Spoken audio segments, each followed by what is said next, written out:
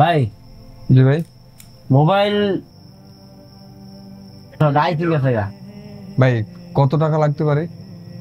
আইসি তো গেছে বুঝছেন, আইসি তো লাগাই তুলবো, আইসি দামে 1200 টাকা আছে, আর তুমি আমার মেমোরি ভাই ভাই একটু কম রাখলে হয় না? আমার সিস্টেম দেন ভাই ভাই আমার আপনার আইসি আমার ইসে চলে যাবে 1200 টাকা, আর 300 টাকা মেমোরি দিব।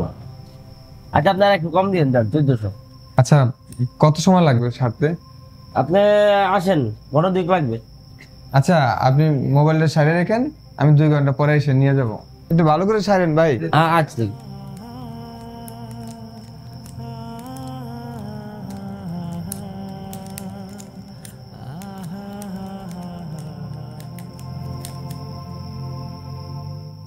ভাই মোবাইলটা কি ঠিক হয়েছে ভাই? ও ভাই আপনি আইসেন, আপনি হ্যাঁ। দেরি করলেন কেন ভাই? ভাই ওই যে টাকাটা জোগাড় করতে দেরি হয়ে গেছে।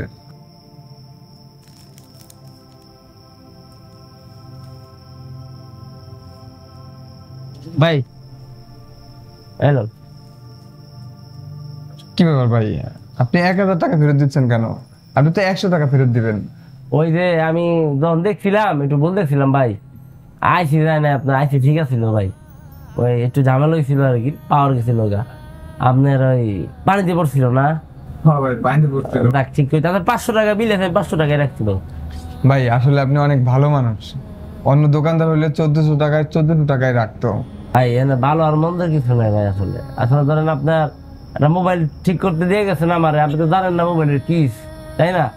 পানি পড়ছে, এনে পড়ে গেছে, এনে পড়ছে, আপনারা মনে করেন যে আনলে আর আমরা যা কমো তাই আপনার বিশ্বাস করবেন, এইটা গেছে ওইটা গেছে, এইটা ঘুরে বাটপাড়ি করে টাকা লয়ে লাভ আছে? কোনো লাভ নেই ভাই। তাহলে আর এই সাইনবোর্ড দিয়ে লাভ আছে যে ব্যবসা করতেছি, তাতে আমি চুরি ডাকাতি করলেই ভালো। ওটা তো একটা সাইনবোর্ড আছে, এটা তো সাইনবোর্ড নাই, দরকার নাই ভাই, জানতেছি ভালো আছে, ব্যবসা করতেছি, সৎভাবে করতেছি। ঠিক আছে, ঠিক আছে ভাই। আসুন আমরা প্রতিটি সেক্টরে সৎ এবং হালালভাবে ব্যবসা করি।